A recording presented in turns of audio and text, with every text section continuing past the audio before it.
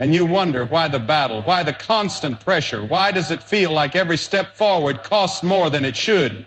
It's not random. It's not just economics, it's spiritual warfare.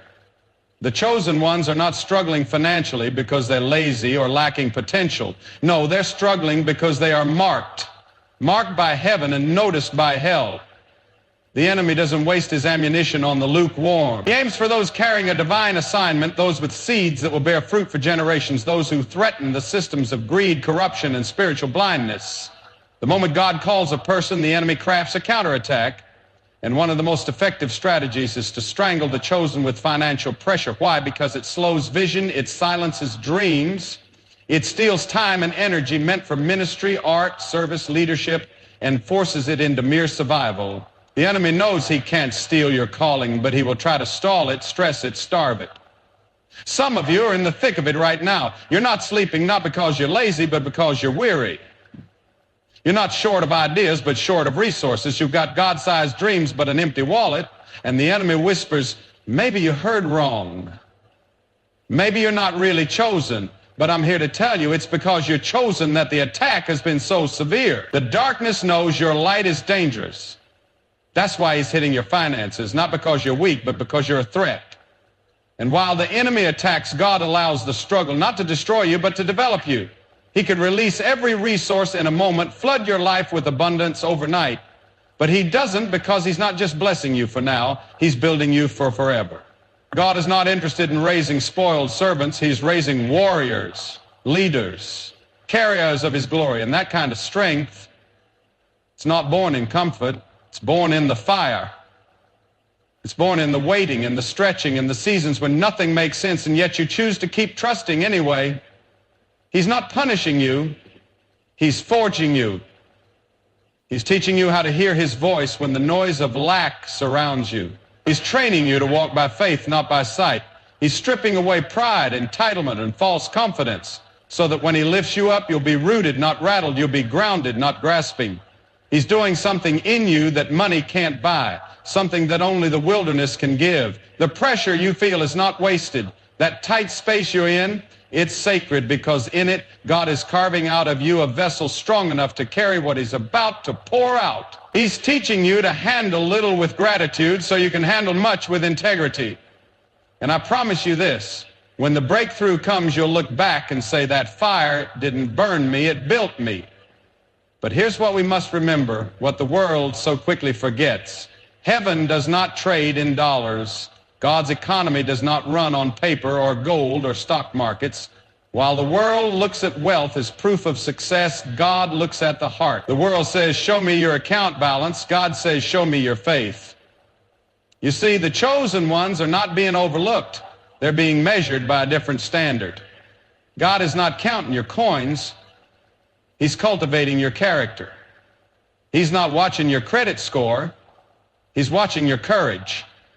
The world crowns the rich and the famous, but heaven crowns the faithful. Those who stay steady in the storm, those who give when they barely have enough, those who keep believing even when everything around them says it's over. This is why some of the richest souls walk with empty wallets, because their treasure is not stored in banks, it's stored in eternity. They've been trusted with revelation, not riches. And let me tell you something, there is a kind of wealth this world cannot touch. Peace that doesn't depend on circumstances. Joy that can't be stolen. Purpose that doesn't fade with trends. The chosen are struggling not because they are unworthy, but because they are being prepared to handle a glory that earthly riches can never match. They are being taught to live by heaven's currency. Faith, obedience, sacrifice, and love. Because one day when the world shakes, it won't be the riches that remain standing. It will be the ones who've been investing in things that cannot be shaken. And I know what some of you are feeling deep in your bones. If I'm chosen, then why is it taking so long? You've prayed, fasted, obeyed. You've knocked on doors until your knuckles bled, and still it seems the heavens are silent. But hear me, child of God. Delay is not denial. God is not ignoring you. He's orchestrating something greater than what you see. You think it's just about money. But he's preparing moments, divine alignments, people, places, and timing so precise, if he gave it to you too early, it would crush you. You see, God is not a God of random blessings. He's a God of appointed time. Sometimes he holds back provision, not because you're unworthy, but because he loves you too much to let your promise become your prison. He's waiting until your heart is ready to carry the weight of the blessing without it pulling you away from him. Because what good is a platform if your soul is crumbling underneath it? What good is a mansion if you forget the one who opened the door? God is not just giving you provision, he's giving you perspective. He's letting you feel the hunger so that when the harvest comes, you'll never forget the source. He's allowing you to walk through the valley so that when he brings you to the mountaintop, you won't boast in your strength, you'll worship in humility. And when it comes, and it will come, you'll understand why he made you wait. Because in the waiting, he wasn't withholding from you. He was preparing everything. And oh, how the chosen ones know the silence of the night. The kind where there's no voice on the other end of the phone, no breakthrough in the mailbox, no miracle in sight. And yet somehow they keep standing. Somehow they keep pressing on. Why? Because the lack has driven them deeper, not farther. God could have made the path smooth, but he chose to teach his beloved how to walk by faith when sight failed. He allowed the resources to dry up, not to punish, but to pull you in. Because it's in the drought that you discover the well that never runs dry. It's when the paycheck doesn't come, when the plan falls apart, when the safety nets are gone, that you finally fall into the arms that have been waiting to carry you all along. God uses financial struggle to strip away every illusion of self-sufficiency, not because he wants to leave you weak, but because he wants to make you unbreakable. When there's nothing left to lean on but him, you begin to realize he was always enough. In the absence of options, you find the presence of the one who never fails. And those quiet prayers you whispered through tears, those weren't wasted, they were planting seeds. Every sleepless night, every moment of choosing trust over fear, every time you gave thanks when you had little, he saw it, even heard. And while the world may not applaud it, God builds his kingdom on the backs of those who've learned to depend on him fully. The chosen ones are struggling financially because God is pulling them into intimacy, where they no longer rely on what they have, but who he is, where provision is no longer the prize, his presence is. And when you've learned that, truly learned it, no force on earth can take your peace again. And let me tell you something that may sting a little, but it's soaked in truth. Some of those doors you've been begging God to open, he kept them shut on purpose. Not because he's cruel, but because he's kind. Not because he wants to keep you out, but because he's keeping you safe. God doesn't promote prematurely. He doesn't elevate before he establishes, because what good is a platform if the foundation underneath you is still fragile? What good is financial success if your soul isn't strong enough to carry the weight of influence? You see, God protects before he promotes. He knows what's waiting on the other side of that opportunity you think you need. He knows the pressure, the temptation, the pride that could sneak in unnoticed. And so he waits, he shields, he says, not yet, while you're down there crying, thinking it's rejection, when in reality, it's protection. The world says hustle, God says heal. The world says chase the bag, God says build the roots. Because when God blesses you, he doesn't want you to rise and fall, he wants you to remain. He wants your name to echo through eternity, not fade after a season. So when he holds you back, it's not to embarrass you, it's to equip you. It's to teach you how to carry the blessing without it crushing you. He's training your heart before he fills your hands. He's making sure the money won't become your master, that the dream won't drown your devotion. And when the time comes, and it will come, you won't just walk through that door, you'll own it. Not with pride, but with purpose. Not with fear, but with faith.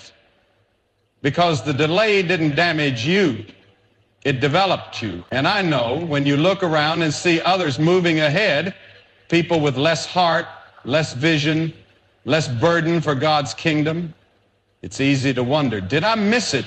Did God forget about me? But hear me now, your current struggle does not define your calling. The weight you're carrying, the fire you're walking through, it's proof that your purpose is bigger than your present. You see, when God calls a person, he doesn't hand them comfort. He hands them a cross, because the calling is costly. And if what you're carrying feels heavy, it's because what's inside you is holy. You are not just building for yourself. You're building for generations you haven't even seen yet. That's why the resistance is so relentless. That's why the pressure feels personal, because the enemy isn't just fighting what you are, he's fighting what you're becoming. There is vision inside of you that doesn't fit in this current season. Dreams that feel too big for your bank account. Ideas that don't match your environment. But that's the point. God gave you a glimpse of the future, not to frustrate you, but to form you, to show you where he's taking you, and to remind you that where you are right now is just the training ground, not the finish line. Don't measure your destiny by what you see in your hands today. That gift inside you, that burden for change, that ache to make a difference, that's not by accident. It's evidence. Evidence that God placed something eternal inside of you, something that money alone can't birth, something that requires seasons of sacrifice, silence, and surrender. You're not just hustling for a paycheck. You're not grinding for applause. You're carrying the kind of purpose that shakes systems and shifts atmospheres. And that kind of impact doesn't come cheap. It's forged in fire. It's grown in hidden places. And though the world may not see it yet, heaven is watching. And heaven is preparing to release everything you need in exactly the right time. And if you ever wonder why you're stuck in what feels like the background, why you're not seen, not celebrated, not supported, look at the pattern of God. He doesn't train his warriors in the spotlight. He prepares them in the shadows. The chosen ones are often hidden, not because they're forgotten, but because they're being formed. Before David ever wore a crown, he was tending sheep where no one could see him, fighting lions and bears when no one was watching. Before Joseph ever sat in a palace, he was thrown into a pit, sold into slavery, locked in a prison. Before Moses ever stood before Pharaoh, he wandered the wilderness in obscurity for 40 years. Why? Because God trains his leaders in lack. He shapes them in silence. He teaches them how to carry weight before he gives them the platform. The chosen ones are learning how to lead when no one's clapping, how to stay faithful when nothing is moving, how to give their best when it looks like no one notices, because God sees it all. And in those hidden places, he's building endurance, grit, and unwavering devotion. It's easy to lead when resources are abundant, when followers are many, when applause echoes loud. But what kind of leader can you be when the oil is low, when the room is empty, when you're tired and still show up? That's what God is watching. That's what he rewards. You're not just surviving this season, you're training in it. You're being taught how to steward not just the blessing, but the brokenness, because one day you'll lead people who are walking through what you're facing right now. And you won't lead them with theory, you'll lead them with testimony. So don't despise this place. Don't curse the cave. Because God is crafting a leader in you that no man can promote and no devil can destroy. And when the time is right, he'll call you out of the shadows and into the place he's prepared, but only after he knows you can carry it with grace and not crumble under the weight. And when the breakthrough comes, and it will come, hear me, it will not be because of your own strength, your own strategy, your own brilliance. It will be because of God's divine hand. It will be because of his provision, his timing, and his grace. And when that moment arrives, don't you dare take credit.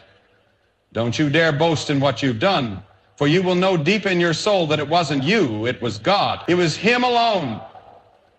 The world will look at you and see the blessing. They'll see the financial success, the platform, the influence, and they'll say, how did they do it?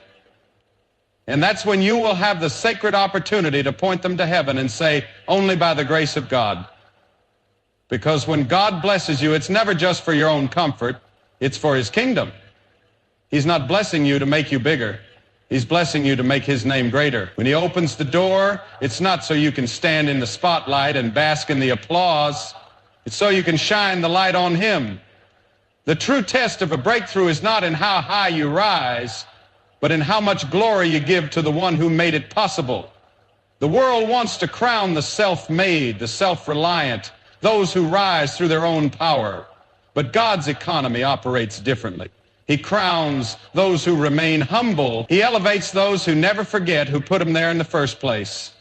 And those who walk through the door of abundance with humility and gratitude will be trusted with even more. Because God knows He can trust them not to let the blessing replace the blesser.